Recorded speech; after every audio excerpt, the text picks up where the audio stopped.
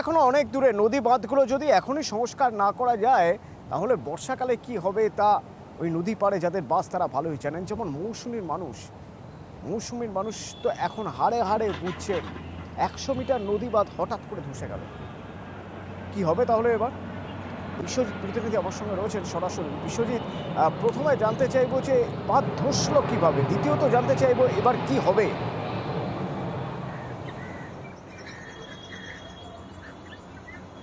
হ্যাঁ দেখো, এই যে চিনাই নদীর যে বাঁধ, যে মৌসুমী দ্বীপের পয়লাখেরি গ্রাম, এখন এই মুহূর্তে কিন্তু তারা কিন্তু প্রবলভাবে আতঙ্কিত। কারণ আজকে সকালবেলা যেভাবে হঠাৎ করে কিন্তু যে বাঁধটি রিপেয়ারিংয়ের কাজ চালানো হচ্ছিল পঞ্চায়েতের তরফ থেকে, সেই বাঁধে কিন্তু হঠাৎ করে ধস নেমে যায় প্রায় 100 মিটারেরও বেশি। শুধু ধস নয়, এলাকার বিভিন্ন জায়গায় কিন্তু ফাটল দেখা দিয়েছে। তাতে করে কিন্তু গ্রামবাসীদের মধ্যে প্রবলভাবে আতঙ্ক তৈরি হয়েছে।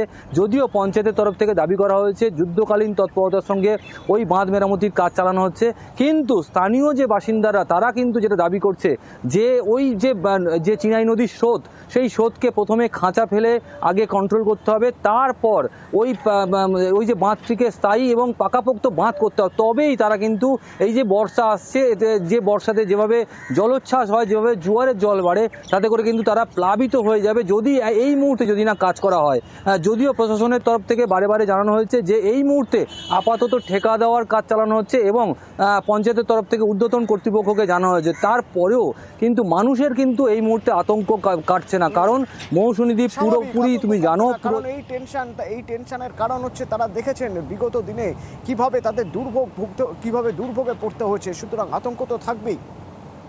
ওই নদী বাউন্ডারিটা একটু দূরে ছিল, মানে চর থাকতে দূরে ছিল। ওটা চরটা প্রথমে নেমে গেছে, তারপরে আমরা বাঁধে উঠেছি, সেই বাঁধ সহ টেনে নিয়েছে এই লোকটাকে। সামনে যে আমার লোকটা আছে, এই বয়স্ক লোকটা, একে সহ একেবারে নদীতে চলে গেছে। সহসা যদি স্থায়ীভাবে ভালোভাবে না কাজ করা হয়, এলাকায় জল ঢুকে প্লাবিত হয়ে যাবে এবং আমাদের এই পাড়া, আদিবাসী পাড়াটাও আমাদের থাকবে না।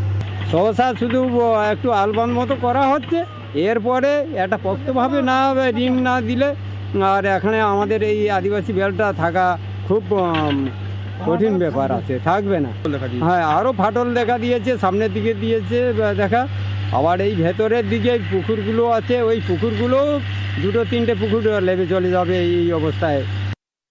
যেইখানে ধস নেমেছিল ওইখানেই ডিপার্টমেন্টেই কাজ চলছিল। সঙ্গে সঙ্গে খবর পেয়ে ঊর্ধ্বতম কর্তৃপক্ষকে আমি জানিয়েছি, যাতে না জল ঢুকে সাধারণ মানুষের ক্ষতি হয়, তার জন্য আজকের ব্যবস্থা গ্রহণ করেছি। ঊর্ধ্বতম কর্তৃপক্ষকে জানিয়েছি যাতে আগামী দিনে স্থায়ী ব্যবস্থা নেওয়ার জন্য এটা আমি জানিয়েছি।